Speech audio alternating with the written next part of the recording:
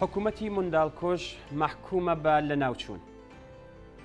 لە سەروبەندی ڕۆژی جیهانی منداڵان و لە گەرمەی ساڵیادی ڕاپەڕینی ناڕزایەتی خەزەڵوەری 98دا یادی گیانبەختکردوانی ڕاپەڕین و بزوتنەوەی شۆڕشتێرانەی ژن ژیان ئازادی بە شێوەی جۆراوجۆر لەوانە بە بڵاوکردنەوەی تراک لە ناو شارەکان و کۆبوونەوە لەسەر هەندێک لە گڵکۆی ئەو ئازیزانە بەرزڕاگیرە.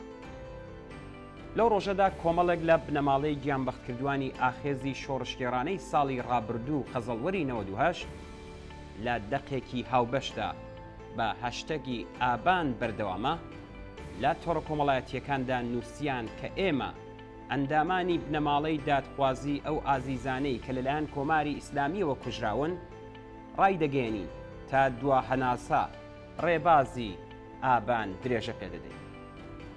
ڕێکخراوی لێبوردنی نێونەتەوەی هاوکات لەگەڵ چوارمین ساڵیادی سەرکوتی خوێناوی ناڕزایەتیەکانی خەزەڵوەری 98 بەیان نامەیەکی بڵاو کردەوە لە ژێرناوی کۆماری ئیسلامی بێباکانە بەردەوامە لە کوشتنی منداڵان. لەو بەیاننامەیەدا هاتووە کە منداڵان بە شێوەیەکی دڕندانە لەلایەن مەئمورانی کۆماری ئیسلامیەوە کوژراون بۆ ئەوەی کۆمەڵگا زیاتر تووشی چاوترسێن بکات. کۆماری ئیسلامی هەر لە سەرەتای هاتنە سەرکاریەوە لا زیندانەکان و دەرەوەی زیندان خەریکی منداڵ کوشتن بووە. ئەم ڕژیمە لە نێوان ساڵانی 1360 بۆ 1367 هەتاوی زیاتر لە 126 کچ و کوڕی تەمەن 18 ساڵ و کەمتر لە 18 ساڵی لە سێدارەداوە کە بە ئازاترینیان بریتی بوو لە سێدارەدانی مۆنا مەحموود نژاد تەمەن 17 ساڵ. ناوبراو تەنیا لەبەر ئەوەی لە ژێر هەڕەشە و ئەشکەنجەدا ئامادە نەبوو دەستبەرداری بەهایی بوونەکەی بێت لە سێدارەدرا. بە پێی وتەی شایەت حاڵان و ئەو بەڵگە نامانەی کە بەردەستن لە کۆمەڵکوژیەکەی ساڵی 67دا دەیان منداڵی خوار 18 ساڵ کە زۆربەیان کچ بوون لە سێدارەدرا. لەو ساڵانەدا ژمارەیەک منداڵی ئەفغانیش لەلایەن جنایەتکارانی ڕژیمەوە کوژران یان لە زیندانەکاندا لە سێدارەدا. مەئمورانی ڕژیم لە کاتی ڕاپەڕینەکانی مانگی بەفرامباری 96 و خەزەڵوەری 98 لە ڕووداوی خستنە خوارەوەی فڕۆکە ئوکراینیەکە و لە بزوتنەوەی شۆڕشتێرانەی ژن ژیان ئازادیدا بوونە هۆی گیان لە دەستانی ژمارەیەکی زۆر لە منداڵان. بۆ نمونە تا ئێستا ناو وردەکاری 74 منداڵ کە لە شۆڕشی ژینادا گیانیان لە دەستاوە تۆمار کراوە کە کەم تەمەنترینیان کیان پیرفەلەکی تەمەن 9 ساڵ بوو. کوشتنی هاوڵاتیان لە کۆماری ئیسلامیدا و بە تایبەت کوشتنی منداڵان ناڕزایەتیەکی زۆری لێکەوتێتەوە. دروشمی مەرگ بۆ حکوومەتی منداڵکۆژ یەکێکە لە دروشمەکانی خەڵک لە دژی حکوومەت لە ناڕزایەتی بەرامبەر بە کوشتنی منداڵان لە بزوتنەوەی شۆڕشتێرانەی ژینادا.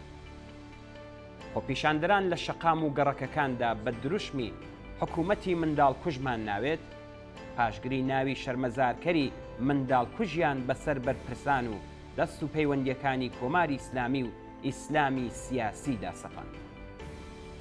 لەو پەیوەندیەدا حیزب و ڕێکخراوە چەپ و دموکراتەکان، دادخوازان، ڕێکخراوەکانی مافی مرۆڤ لە ناوەوە و دەرەوە، هونەرمەندان، سیاسەتمەداران و چالاکانی کۆمەڵایەتی بە بەشداریکردن لە ئاکسیۆنەکان و دانی پەیام و خوڵقاندنی بەرهەمی هونەری، بڵاوکردنەوەی بەیانیە و چالاکی لەم چەشنە بەرامبەر بە جنایەتی ترسناکی بەرپرسە ورد و درشتەکانی کۆماری ئیسلامی لە دژی منداڵان ناڕزایەتیان دەربڕی. زۆربەی ناڕازیان ڕووخانی کۆماری ئیسلامیان بە تەنیا ڕێگای کۆتایی هێنان بە منداڵکوژی لە ئێران زانی. کۆماری ئیسلامی لە ڕووی منداڵکوژیەوە هاوتای حکوومەتی ڕەگەزپەرستی ئیسرائیلە. ئەرتەشی ئیسرائیل لە هێرشە تاوانکاریەکانی ئەم دواییەی بۆ سەر غەزا هەتا ئێستا لانی کەم 11500 کەسی کوشتووە کە زیاتر لە 4700 کەسیان منداڵ بوو. منداڵان لەناو کۆمەڵگای مرۆڤایەتی و زۆربەی هەرە زۆری خەڵکدا جێگەیەکی تایبەتیان هەیە چونکە بەردەوامینەوە و ژیان بەسراوەتەوە بە بوونی ئەوانەوە. لەمڕۆوە نەفرەت و بێزاری لەو دەسەڵات و سیاسەتانەی کە گیانی منداڵان دەکەنە قوربانی لە پێناومانەوەیاندا گەیشتۆتە لووتکە. ئامانجی کۆماری ئیسلامی لە دەستڕێژیکردنە سەر گیانی منداڵان و ژەهراویکردنی سەدان قوتابخانەی کچان لە سەرانسەری ئێران چاوترسێنکردنی تەواوی کۆمەلگایە. بەڵام ئەم سیاسەتە جنایەتکارانەیە ئاکامی پێچەوانەی لێکەوتوێتەوە. پێکهاتنی بزوتنەوەی دایکانی دادخواز یەکێکە لە هێماکانی شکستی ئەم سیاسەتە. نمونەی دیاری ئەم بورە بەرزیە لە لێدوانی دایکانی منداڵانی گیانبەخت کردو لەوانە ماهمونیر مەولایڕاد دایکی خەباتکاری کیان پیفەلەکدا بەڕوونی دەردەکەوێت.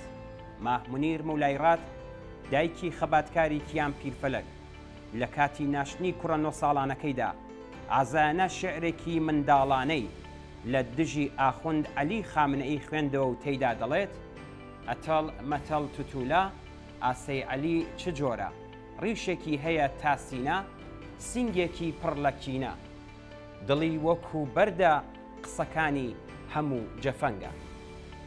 ئارەزوو حسەینی دایکی هومەن عەبدوڵڵایی یەکێک لە منداڵانی گیانبەختکردووی شۆڕشی ژینە لە ڕێڕەسمی یادی کوڕەکەیدا ڕوو بە دەسەڵاتدارانی ڕژیم وتی: تا کاتێک دیل و کۆیلە بین، ئێوە تەنیا زنجیر و کۆت و بەندمان بۆ دروست دەکەن.